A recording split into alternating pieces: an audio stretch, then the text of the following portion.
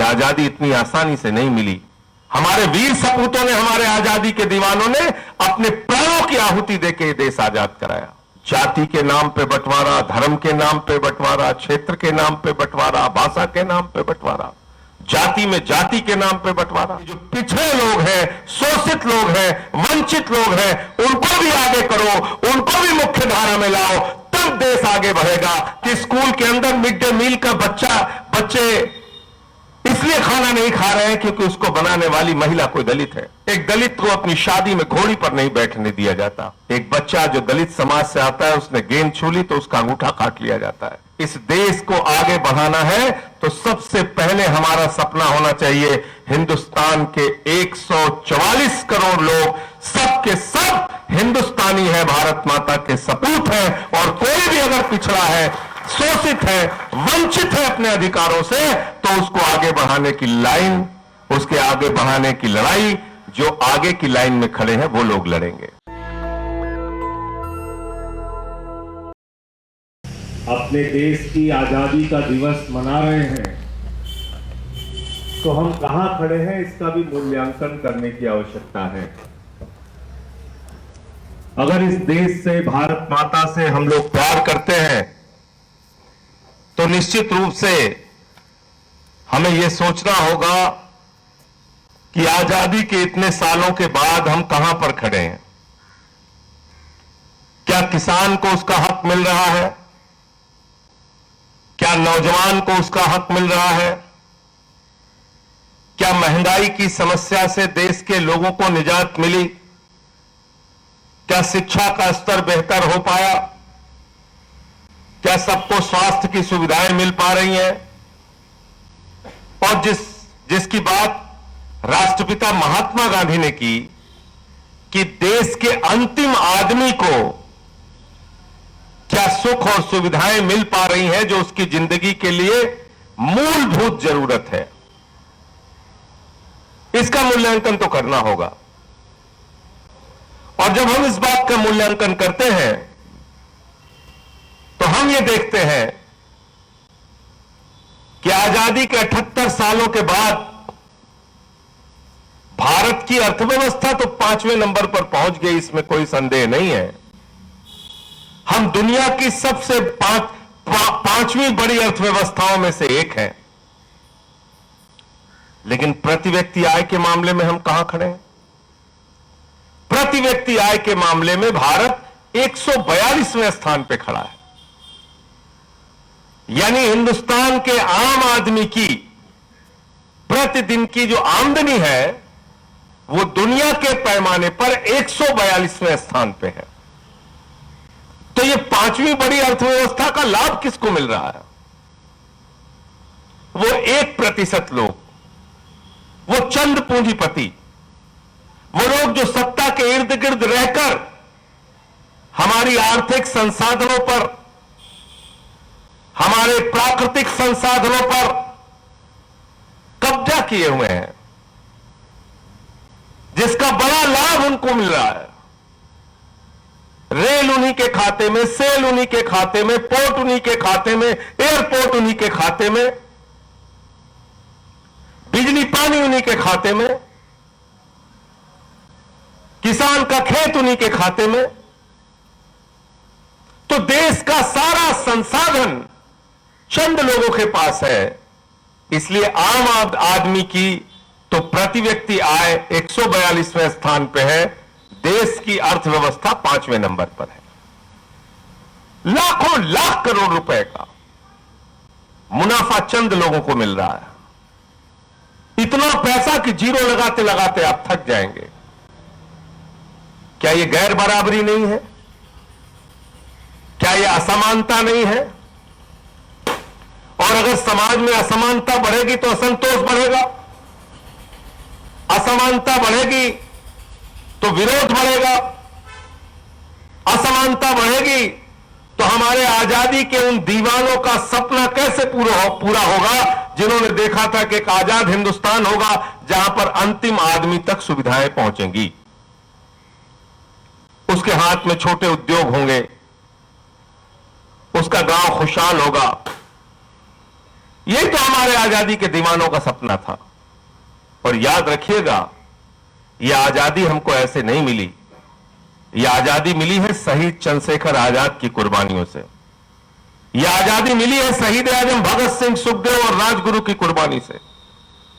यह आजादी मिली है राम प्रसाद बिस्मिल, अशफाकुल्ला, रोशन सिंह, राजेंद्र लहरी जैसे नौजवानों ने जब फांसी के फंदे को चूमा, तब यह आजादी मिली है। यह आजादी मिली है जब प्रफुल्ल चाकी को अपना बलिदान देना पड़ा। यह आजादी तब मिली है जब 16 साल के खुदीराम बोस ने फांसी के फंदे को चूमा। यह आजादी इतनी आसानी से नहीं मिली। हमारे वीर सपूतों ने, हमारे आजादी के दीवानों ने अपने प्राणों की आहुति देके देश आजाद कराया। और हम क्या कर रहे हैं? जाति के नाम पे बंटवारा, धर्म के नाम पे बंटवारा, क्षेत्र के नाम पे बंटवारा, भाषा के नाम पे बंटवारा, जाति में जाति के नाम पे बंटवारा। कैसे हिंदुस्तान मजबूत होगा? कैसे यह देश आगे बढ़ेगा? देश तब आगे बढ़ेगा जब आगे रहने वाले लोग, यानी आर्थिक और राजनीतिक रूप से जो मजबूत लोग हैं, सामाजिक रूप से जो मजबूत लोग हैं, जब वो आवाज लगाएंगे कि जो पिछड़े लोग हैं, शोषित लोग हैं, वंचित लोग हैं, उनको भी आगे करो, उनको भी मुख्य धारा में लाओ, तब देश आगे बढ़ेगा। ऐसे सिर्फ बातें करने से देश आगे नहीं बढ़ेगा। जो हजार साल से पिछड़े रह गए, शोषित है, वंचित है, मन विचलित होता है जानकर जब आजादी के 78 साल के बाद हम खबरें सुनते हैं कि स्कूल के अंदर मिड डे मील का बच्चे इसलिए खाना नहीं खा रहे हैं क्योंकि उसको बनाने वाली महिला कोई दलित है। मन विचलित होता है जब हम सुनते हैं कि आजादी के 78 साल के बाद भी एक दलित को अपनी शादी में घोड़ी पर नहीं बैठने दिया जाता। एक बच्चा जो दलित समाज से आता है, उसने गेंद छू ली तो उसका अंगूठा काट लिया जाता है। मन विचलित होता है, परेशान होता है। हम कहां खड़े हैं? हमारी सोच कहां है कि देश के सर्वोच्च पदों पर बैठे हुए लोगों को भी मंदिर के उद्घाटन और शिलान्यास में नहीं बुलाया जाता? क्या इस भेदभाव से देश आगे बढ़ेगा? क्या हिंदू, मुसलमान, सिख, ईसाई को आपस में बांट के देश आगे बढ़ेगा? इस देश को आगे बढ़ाना है तो सबसे पहले हमारा सपना होना चाहिए हिंदुस्तान के 144 करोड़ लोग, सब के सब हिंदुस्तानी है, भारत माता के सपूत है। और कोई भी अगर पिछड़ा है, शोषित है, वंचित है अपने अधिकारों से, तो उसको आगे बढ़ाने की लाइन, उसके आगे बढ़ाने की लड़ाई जो आगे की लाइन में खड़े हैं वो लोग लड़ेंगे।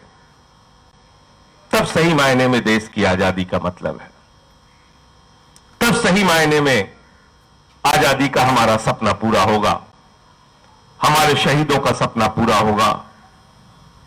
पढ़िए कितनी यातनाएं झेली हैं शहीद आजम भगत सिंह ने। मैं तो आज स्वतंत्रता दिवस के दिन आप लोगों से यह भी कहना चाहता हूं कि कम से कम जीवन में एक किताब किसी न किसी महापुरुष, किसी न किसी शहीद के बारे में पढ़िए, तो लगेगा कि उनके योगदान के आगे हमारा योगदान कुछ भी नहीं। तब लगेगा कि वास्तव में उन लोगों ने जो कुर्बानी इस देश के लिए दी और देश को आजाद कराया, उनकी तुलना में हम कहीं नहीं खड़े हैं। मेरे दोस्तों, कई महीनों तक जेल में रहकर शहीद आजम भगत सिंह ने अनशन किया। उनके साथी शहीद हुए जेल के अंदर। राष्ट्रपिता महात्मा गांधी के नेतृत्व में पूरा देश खड़ा हुआ, किस लिए? कि हिंदुस्तान आजाद होगा, और एक आजाद हिंदुस्तान ऐसा होगा जहां के देश के अंतिम आदमी के चेहरे पर मुस्कान होगी। क्या हो रहा है इस देश के किसानों के साथ? फसल का दाम मांगने जाते हैं तो लाठी मिलती है, खाद की बोरी मांगने जाते हैं तो लाठी मिलती है, सिंचाई का पानी मांगने जाते हैं तो लाठी मिलती है, काले कानून के खिलाफ खड़े होते हैं तो लाठी मिलती है, गोली मिलती है। 750 किसानों ने अपनी शहादत दी है अन्नदाताओं ने अपनी शहादत दी है सिर्फ अपने अधिकारों के लिए, हमें भूलना नहीं है। और इसलिए मुश्किलें हमारे भी रास्ते में आएंगी, परेशानियां हमारे लोगों के सामने भी आएंगी। आज कितने दुख और अफसोस की बात है कि जब पूरा देश स्वतंत्रता दिवस मना रहा है तो एक ऐसे मुख्यमंत्री दिल्ली के जिन्होंने बच्चों के लिए अच्छी शिक्षा का इंतजाम किया, जिन्होंने अच्छे इलाज का इंतजाम किया दिल्ली के लोगों के लिए, जिन्होंने माताओं बहनों के लिए बस की फ्री यात्रा का इंतजाम किया, जिन्होंने बिजली पानी फ्री करने की सुविधाएं दी, जिन्होंने दिल्ली के अंदर दिल्ली की तस्वीर बदलने का काम किया, आज उस मुख्यमंत्री को आपने पकड़ के जेल में रखा है, उस मुख्यमंत्री को आपने यातनाएं दी हैं। मैं आज इस स्वतंत्रता दिवस के दिन भारत के प्रधानमंत्री से कहना चाहता हूं, आप जेल के अंदर तो रख सकते हैं, हमारे संकल्प को आप तोड़ नहीं सकते। हमारा अभियान इस देश को खुशहाल बनाने के लिए, दिल्ली को खुशहाल बनाने के लिए जारी रहेगा। मैंने तो सदन में भी कहा है और यहां भी कह रहा हूं, आगे भी कहता रहूंगा, जब तक जान में जान है देश और समाज के लिए लड़ता रहा हूं, लड़ता रहूंगा, ये मेरा दृढ़ संकल्प है, दृढ़ संकल्प है। इसलिए साथियों और दोस्तों, हम सब प्रभु से प्रार्थना कर रहे हैं, दिल्ली के मुख्यमंत्री और हमारे पार्टी के मुखिया भाई अरविंद केजरीवाल जी जल्दी ही जेल से बाहर आएंगे। मैं जेल से बाहर आ गया, मनीष सिसोदिया जी जेल से बाहर आ गए, जल्दी ही केजरीवाल जी और सत्येंद्र जैन जी भी जेल से बाहर आएंगे और हम सब मिलकर अपनी लड़ाई को जारी रखेंगे।